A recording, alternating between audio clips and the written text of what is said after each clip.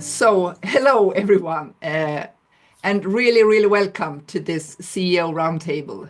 And it's great to have you all here, and I know that your time is valuable, so thank you for showing up and making space for this conversation.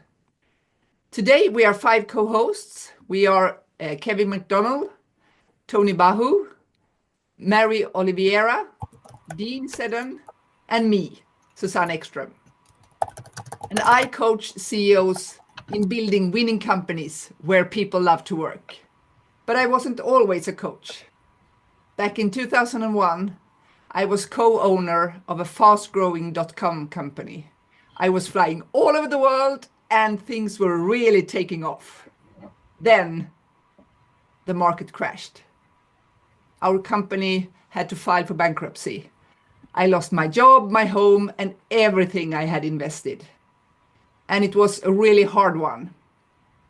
But it actually gave me clear purpose to help CEOs avoid the mistakes we made and to build smarter from the start. And that's why we've created this roundtable. And today's topic is simple but important. Being always on doesn't make you a better leader. It can actually make things worse for your time, for your team, and your business. So today we'll explore letting go of the always on and how to stay impactful, setting boundaries without guilt or friction, and leading with trust, even when you're not there. And this isn't a webinar, this is a conversation. So take a breath, you're in the right place. You're here to connect, reflect, and leave with something useful. And this is how it's going to be managed. We will create a couple of questions, and one of us co-hosts will answer it. And please, all of you, feel free to use the chat to both comment, ask follow-up questions, or share your thoughts and experience regarding the question and topic we are discussing. And I will monitor the chat throughout the event, and then we will bring up your questions and continue the conversation from there.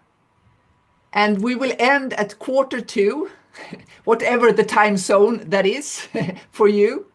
But if you want to hang around for a bit longer, we will stay for a while more. And before we start with the conversation, we also want you to know a little bit about the other 4 co-hosts. So Kevin, will you start by introducing yourself briefly? Thank you very much. Hi everybody, I'm Kevin and I am a CEO, coach, advisor and chairman. I help ambitious CEOs and founders successfully scale themselves and their companies.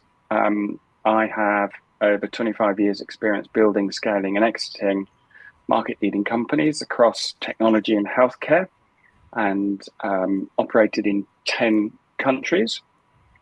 But when I was a CEO, I wished for a coach and advisor who'd already been on the journey a few times, already made some of the mistakes, already stepped on the sharp rocks in the white water. So that's what I do now. I blend real-world entrepreneurial insight with practical, results-driven coaching. And I've been fortunate enough to work with over 100 CEOs, investors, and teams to unlock potential and ultimately accelerate their growth, their team's growth, and their business's growth. And it's a pleasure to be here with you. Thank you very much. And over to you, Mary. Thank you, Suzanne, and welcome everyone. I really feel as if I'm the self-appointed baby CEO of this particular panel conversation, just a year and a half into the technical role and title on my business card, but I've had a 3+ decade journey in leadership that clearly on after graduating with a political science degree and shoving that to the back burner, knew that I had a passion for people, for growing successful teams, for scaling growth in companies, and have really been able to work myself up through that corporate corporate ladder from a director level into the C-suite, and then ultimately, as mentioned about a year and a half ago, into the CEO role. Very happy to be here with you. I represent Whitaker Center for Science and the Arts.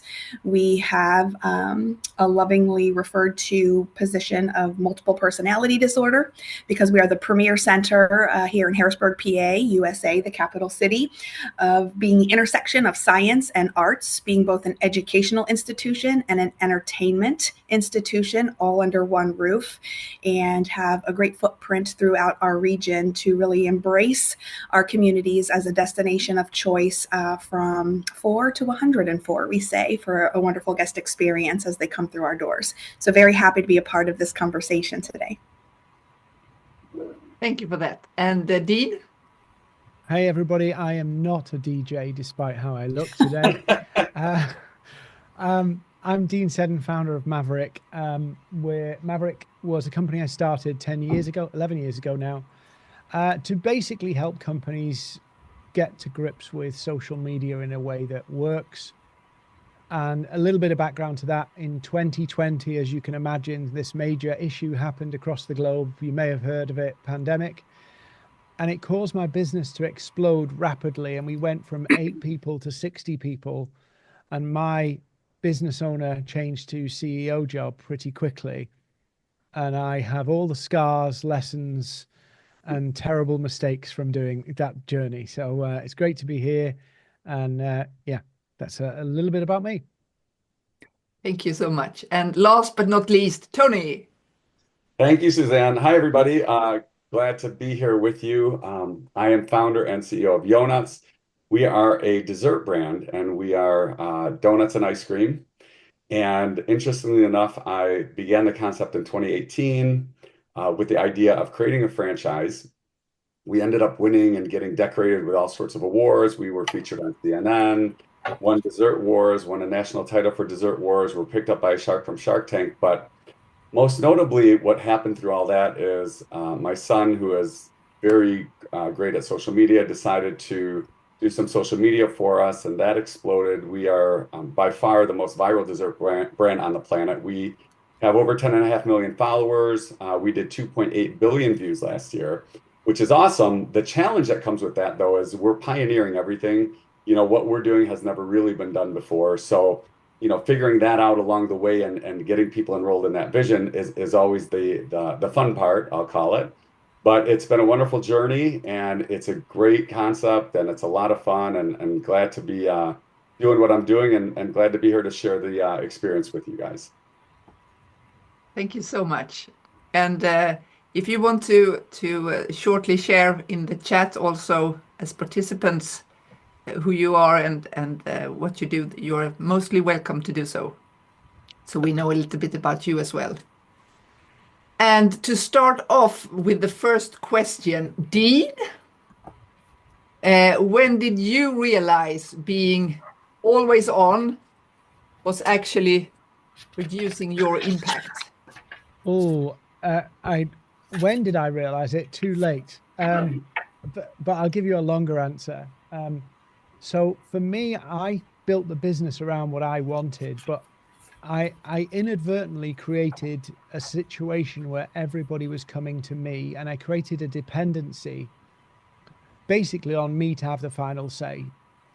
And it reached the point where I got, maybe I won't say this too loud because I'm in the office, but I reached a point where I went, why have I got all these competent people who can't seem to make a decision and can't seem to take action without me telling them it's okay? And somebody said, that's your fault. And I was like, no, it's not. And I had this internal argument, but basically I realized I can't go on like this, and I'm paying people, you know, senior decision-making money. But what I've got is, and it's a UK saying, lackeys. In other words, people just doing what they're told, or seeking permission for absolutely everything. And I went, something's wrong here. When you have really experienced people who know what they're doing, doubting themselves and coming to you over every last thing, you know you've done something wrong. And for me, that was it.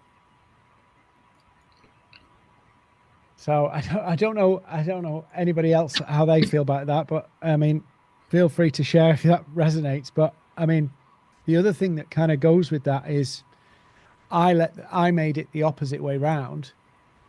Mary, how do you manage the boundaries of that? Because I did it the opposite and did all in, come to me with everything. How do you set the boundaries without kind of like that confusion of what should I come to you, what should I not? That's a great question, Dean. And I think I'll, kind of backpedal on the one word you used or phrase, which was creating dependency, which sometimes can probably be one of those habits as a leader that we don't recognize happening in the moment. And you said you recognized it a little later than you could or should have, but at least recognizing it is important. And that's something that I think early on in my career, being exposed to very great mentors and leaders gave me a lot of what to do's, but also what not to do's as I was taking my own leadership journey, which was from the start of local organization, working for global entities myself in key positions. So I think along the way, I've always tried to build little nuggets. I put these little tools in my toolkit and bring them out to utilize, but to also teach and share and pass along and encourage others to, of course, collect in theirs. And I've built the premise of not knowing everything and being comfortable in that lane of not knowing everything, despite what my title may imply. And what I do know is a superpower is building successful teams. And that's what the 3-decade career has been all about, identifying those individuals, to your point, maybe helping them actualize and realize, as Kevin mentioned earlier, what is their potential to go from lackey to contributor to leader in the organization. And I think I have found it really falls back on 3 key tenets. First, develop game-changing talent. Policies, processes, products, services, slogans, branding, all of those things that go into an organization's growth really are going to sit there on a shelf and collect dust if you don't have the right people in the right role to execute. And so creating that game-changing talent has always been one of the first steps. Get to know the people in the organization or the ones that you're bringing into your organization, like Tony being a founder, and really make sure that you are helping them actualize the best that they can be. And that's one of our essential questions that I ask very frequently, even if it's just catching somebody in the hallway of our organization. How are you being your best self and doing your best work today? Give me that example. When we have team meetings, I'll ask, how am I standing in your way of being your best self and doing your best work? What do you need me to do or stop doing? So we don't do SWOT analyses. We're constantly talking about stop, start, continue. What do we need to continue doing because it's working well for us? What do we need to stop doing because it's getting in the way? And what do we need to start doing, or what do we start doing? Let's be a little bit risk-taking in how we're building our brand, and certainly trying to broaden and deepen our mission impact in our community that we serve. So that's the first nugget that I have kept in my tool belt, regardless of what organization I represented. I think the next one is, when you're building that talent, empowering them with autonomy. So again, another key value of mine as a leader is to ensure every team that I've been a part of in whatever role I've held, and now, certainly at the CEO level, is reminding them constantly that coaching goes in every direction. So it's not just a trickle-down effect for us all to be invested in making ourselves and each other the best we can be to do the best that we can do. So I encourage, but I also invite and welcome and recognize coaching when I get it from my team as well. Again, ways that I can be the best leader they need me to be. And that's about building that trust. I think Suzanne talked about leading with trust in her opening statements, encouraging them to be able to offer that feedback to everyone, laterally, up, down, regardless of, the institutional organizational chart that we all work with. And then finally, if you've built the team of powerhouses and game changers and you're empowering them, another one of our key, questions that we ask one another as we walk around the building here is, are what you're doing, or what you're about to do, or what you just did positively impact our guest experience? Don't ask me for permission use that as your driving, guiding star to make decisions in the moment. And if we need to Monday morning quarterback after the fact to make sure it's even better the next time. But a positive guest experience is absolutely a tenet of how we drive everything we do, whether it's me on down to a part-timer that maybe is only in the building, impacting that guest experience 2 or 4 hours a week. So that's the second tool in the toolkit. And finally, recognize and reward all of those things with your team. I think it's probably in the world that we're all navigating, and especially in a post-pandemic world, so easy to always in that Monday morning quarterbacking or the debriefing or the coaching, whichever direction it may be flowing, to think about all the things that didn't go right or what you could have done better, but recognizing and rewarding in the moment as often as you can, even if it's with just a simple thank you. Thank you for reminding me that that's not the lane I need to be in right now. And as the CEO, the permission I've given the game-changing talent that we're building here and empowered them with is to remind me that I need to be out CEOing. So that's actually a task on my calendar every day and every week. And if I start to kind of go from the treetop level where I need to be at for obvious reasons, and maybe to the branches or maybe even down to the weeds, from my COO on down to that part-timer, they have stopped and said to me, are you CEOing right now? If not, we've got this. Go CEO. And so those three things, I think, are really the pyramid of how we've been navigating forward over this last year and a half. And hopefully it'll continue to help us build towards success, and maybe nuggets you might want to put in your own toolkit as well. Great. Cool. Thank you. Thank you so much. That was a well answered question. Yes. Well, I appreciate that, Suzanne, keeping us on track with our agenda as well. And so it's absolutely perfect timing for me to punt over to Kevin now. And Kevin, it's been a delight getting to know you as we've prepared for today's session. So we've been talking already with Dean and myself about some of the ways as CEOs or CEO coaches or CEO leaders that we're making sure availability does not always equate, to that leadership persona that we're in. So I would ask you how protecting time is easy. Is it or isn't it? How have you done it without seeming absent, unavailable, or having people feel abandoned by you? Yeah, I mean, that's a great question. And for me, I learned this lesson while I was leading a 300-person global company with a 6-person senior leadership team. And firstly, look, protecting my time was really easy. Blocking out focus hours on my calendar, which everyone is told to do, was definitely the easy part. The hard part for me was really doing that in a way in which my team didn't feel I vanished or abandoned them or just wasn't interested. And there's a real tension here, because as a CEO, you want to be present for your people, but if you're always available, you end up drowning in the day-to-day. And to Dean's point, you can sometimes collect a lot of lackeys who won't actually make a decision. And you can often provide too much psychological safety. And that also makes people not make decisions. So the key for me personally was creating clarity. We intentionally made sure I wasn't the single point of contact for every decision. That was the first really important thing we did. I had 6 senior leaders heading departments who I trusted to own their areas. And honestly, they were better than me anyway. So we set clear decision frameworks and guardrails. Everyone knew what they could decide. Everybody knew what needed leadership team input on. And everybody knew what decisions truly needed my sign-off for. And when we set those boundaries up front, it enabled my team to have confidence and authority to move forward without waiting for me. Now, at first, that was a really odd feeling because, as you're building a company, you are the center of everything. And when you go through an exercise like this, you actually feel a little bit lost. What is my purpose? Why am I here? Everyone is just getting on with it without me. But if you can sit with that uncomfortableness, it's a far better situation to find yourself in. Because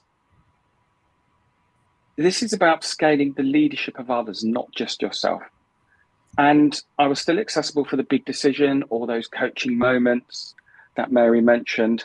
But I wasn't in every meeting because I didn't need to be there. And I wasn't CC'd on every email. And my role really shifted from setting direction and trusting the team to execute. And when people came to me with questions others couldn't handle, there was always someone else that could answer the question without me. So it just enabled people to work as a self-organizing group of individuals who got stuff done, which I love. And this not only saved my time, but it also developed everyone's decision-making muscles. It signaled that I don't have to be involved in everything for it to be important. And that built a lot of mutual trust. We did maintain regular check-ins. For example, we had a weekly ops meeting, just a short 60 minutes where we all got aligned on the week ahead and progress from the previous week. That check-in was so important for us because we'd make sure we had that in our diary, and then we'd all disappear, often around the world. But every week we'd have that sort of pulse check as a team. So even though I was trying to guard my time, everyone still had predictable moments to connect with me as an individual and each other as a team. And ultimately, protecting my time for the big things, but staying connected where it counted, I saw better focus, much faster decisions, and a really, really confident team. And at one point, our investors asked to come and spend the day in one of our offices to meet the senior management team. And I did the introductions, and when I got lunch by myself, I didn't need to be there. They wanted to meet the team. The team were all good. You know, this is about, partly about the best CEOs of the CEOs that actually just get out of the way and let their team get on with it, as long as you can create the framework for that happen. So in a nutshell, I set some boundaries so I could lead on the really important things, and I tried my hardest to make sure my people had what they needed, so no one felt unsupported. And it's really a balance of clear boundaries, presence, and influence. That worked for me. I hope that was helpful. I think everyone's journey is very different. And I mentioned influence there because influence is an important aspect of all of this, which segues nicely into a question that I'd like to ask you, Tony, which is, how do you think you stay influential across the business without being involved in every single decision? Yeah, that's a good question. Because I'm sure like most CEOs at some point, you have this, you want this element of control across, the company you're part of.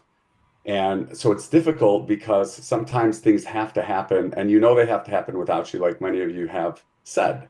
We need to move forward. And if you have to be involved in everything, then it's really hard to move forward. And sometimes, quite honestly, I find we get in our team's way because they're really good at what they do. But when you're there, they're not as good, and sometimes that's, whether they're afraid to be themselves or they cower a little bit in front of you, or, whatever it is. And so being influential is really, I looked this up earlier and I said, okay, that's the power to affect someone in a subtle or indirect way.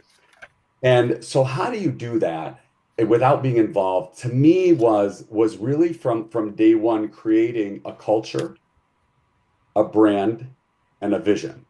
And the importance of doing that is the culture, brand, and vision should really answer everything. So in other words, we say fantastical donuts and ice cream. And that's kind of the word we've used. We've boiled our company down to one word, and it's fantastical. So when we create something, like when we create a donut or a milkshake, we literally ask ourselves, can we call this fantastical?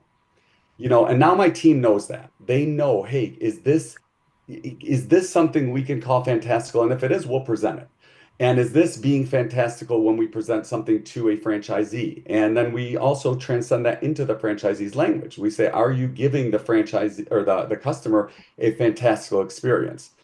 So that brand, that culture, that vision has to transcend.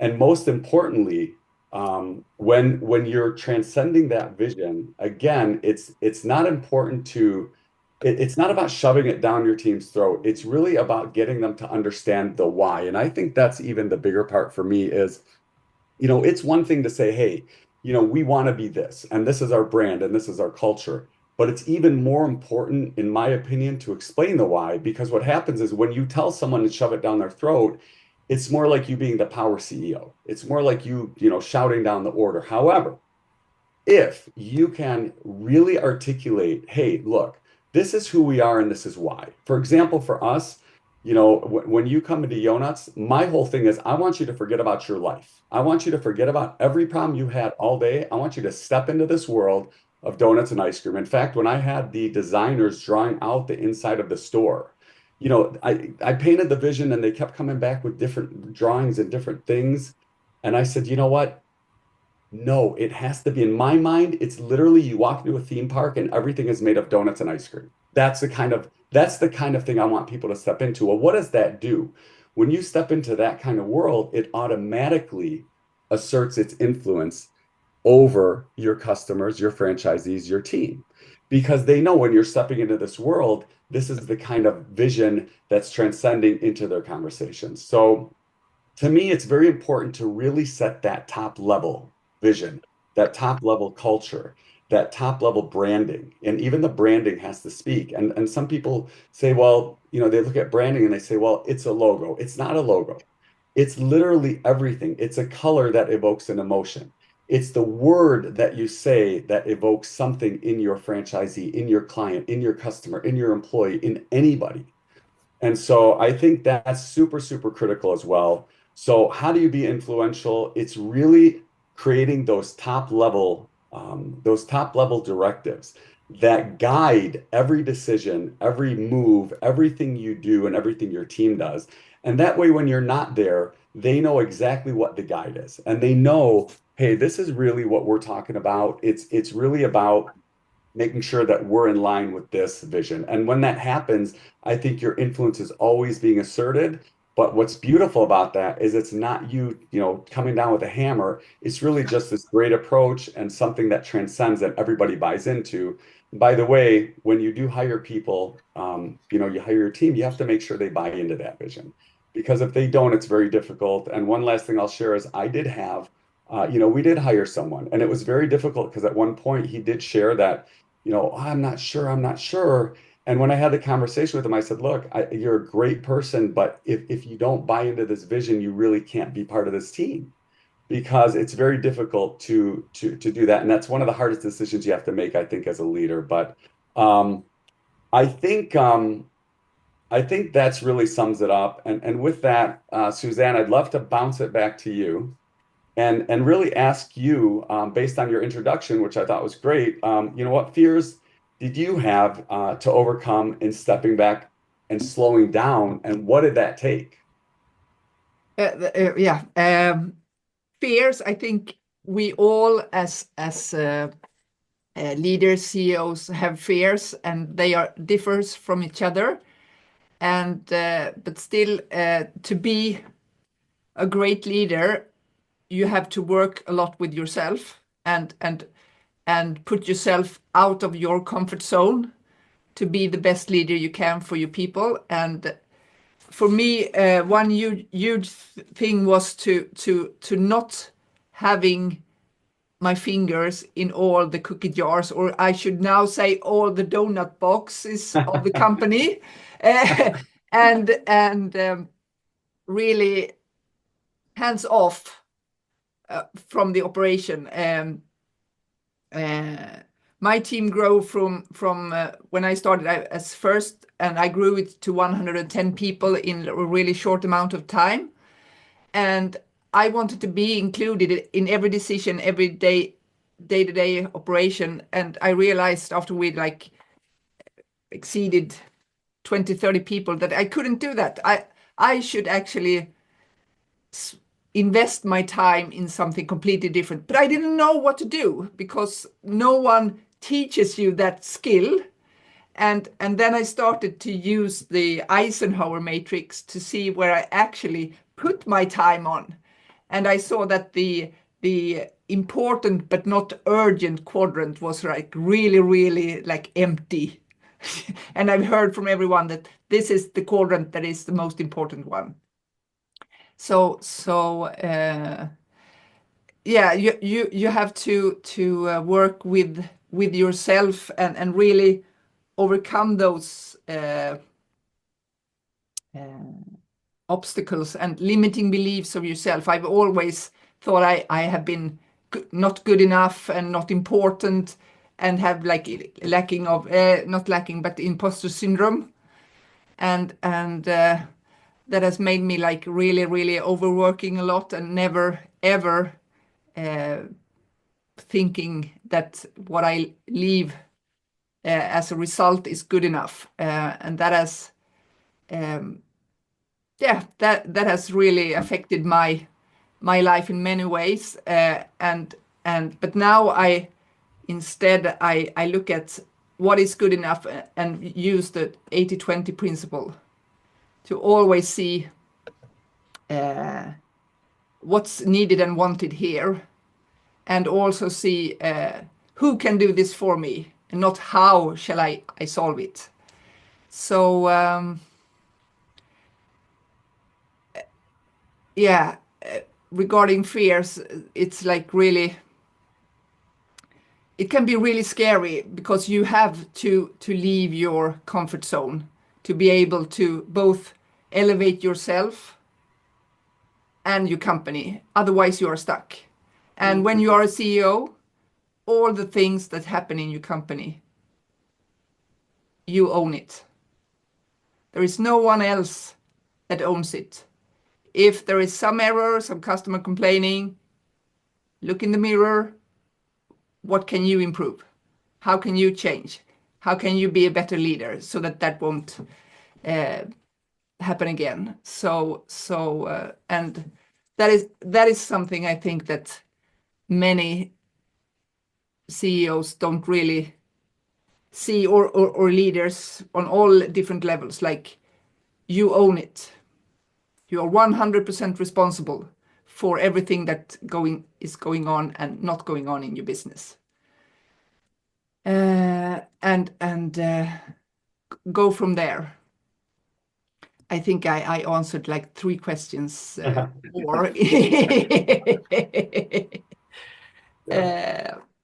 So do we have any comments? We have some comments here. As time management is everything. You can't do it all alone. Yeah. Working off a calendar, setting priorities, executing a daily to-do list. Work on your most important task first thing in the morning, for example. And also caring for your team, of course. Yeah. Just going to say, this is something I've done and I've learned to do because, and it plays into a stereotype, so it might get a thumbs down, but it's actually worked really well for me. Is I got up and I do my most critical work before the team get in, so that when they are in the morning, I can check in with them. Because I would find that actually the reality, I mean, I'm in a crazy industry where everything changes on a dime. So I've gone, hang on a minute, that's always going to be the case. There's going to be things that I can't control, even if I block time. So I've done the scenario of, right, 6 till 8 is whatever I need to do that's absolutely critical. I've got that done before everybody else turns up, and then by 3, 4, 5 o'clock, I'm a little bit slower, but I know all the stuff's done. But it does play into the stereotype of CEOs get up at 4 a.m. and meditate and do all that stuff. I don't do any of that stuff. But no cold plunges, Dean. Oh, I hate the cold. I'm the kind of person who steps into a swimming pool and gets back out if my stomach feels cold. Nice. Thanks for sharing that. Anyone have any questions or comments or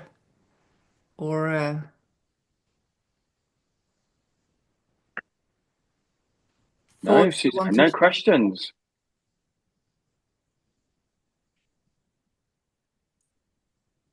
think there are some great takeaways in the chat that everybody should have access to, and I would definitely agree with some of the thoughts that have been put out there.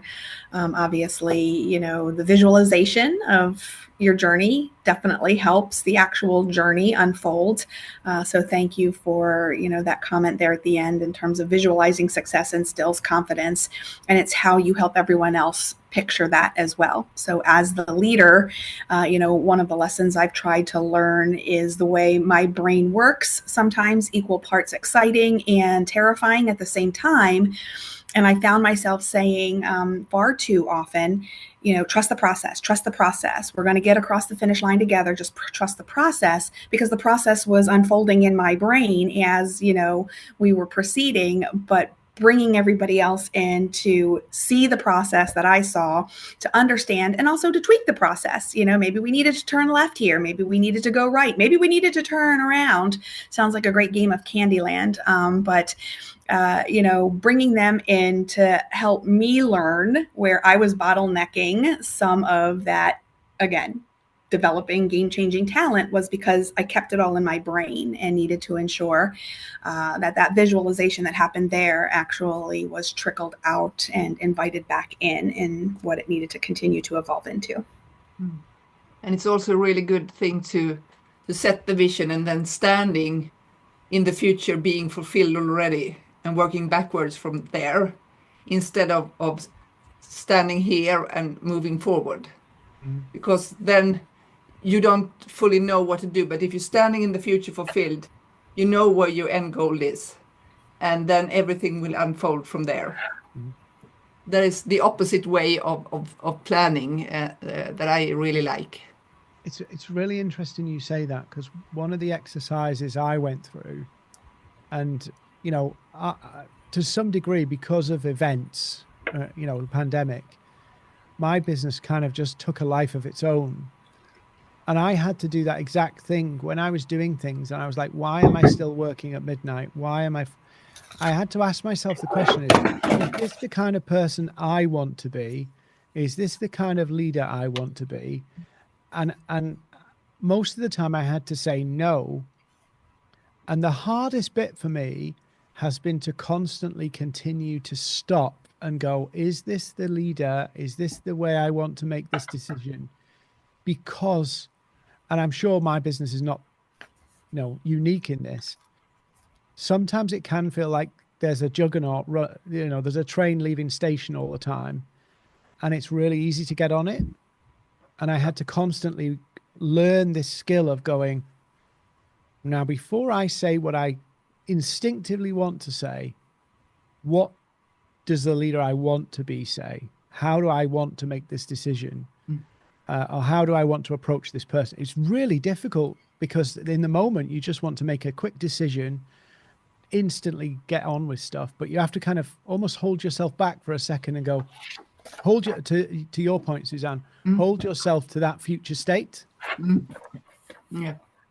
Who am I being when I'm making this decision? Am I coming from my experiences, or am I coming from where I want to go?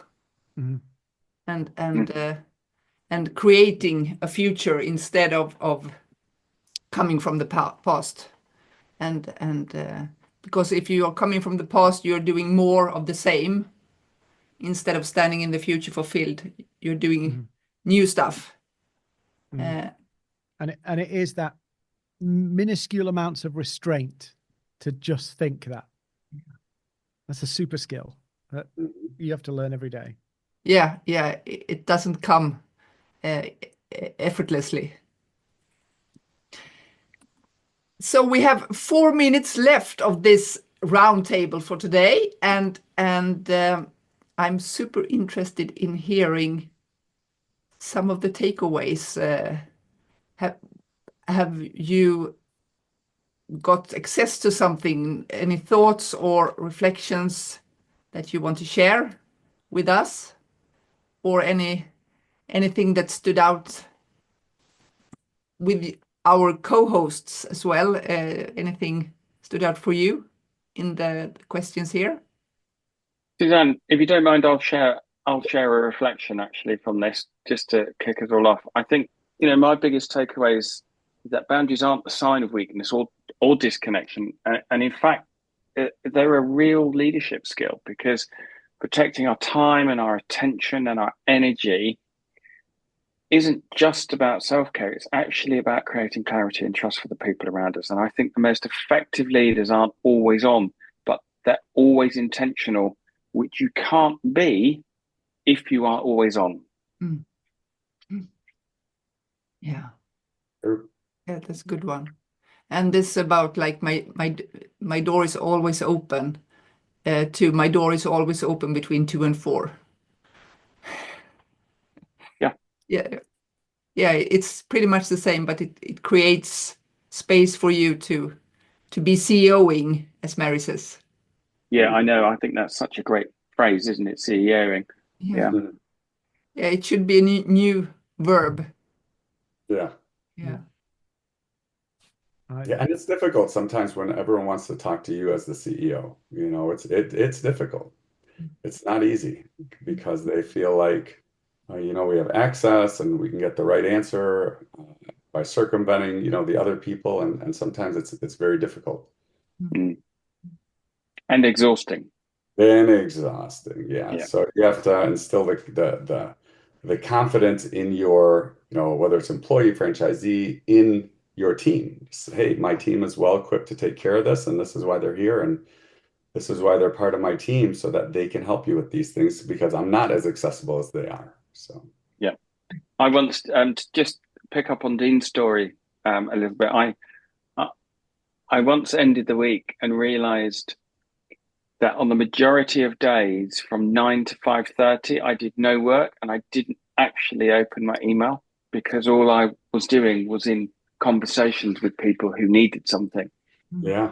And then I was jumping in the car and I was driving home, and then I was working every evening to try and get on top of emails and investor updates, all the other stuff that needs to go on in the background. And it was like, this is crazy. Something's got to change, because if it doesn't change, it's just not going to work. Good point. Yeah. So our time is up. And if you want, we can stay on for a while, but thank you so much for being here and for showing up and being a part of this conversation. And we all hope that you leave with something useful, and that you got some ideas and maybe some more breathing space in your day. So if you want to leave, or if you need to leave, thank you so much for joining us today. Thank you, Suzanne, for pulling this all together.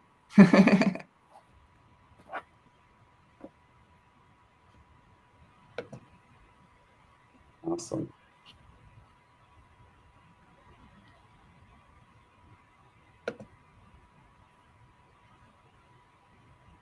CEO at Advanced RCMS. What's your name, by the way?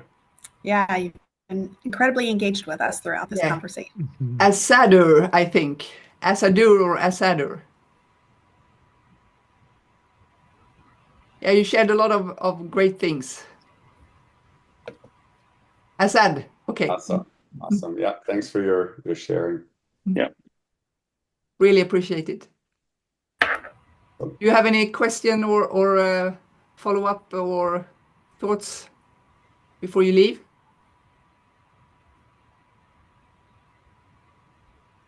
I'll talk again. Awesome. Okay. All right. Take care. Cheerio. Bye-bye. All right.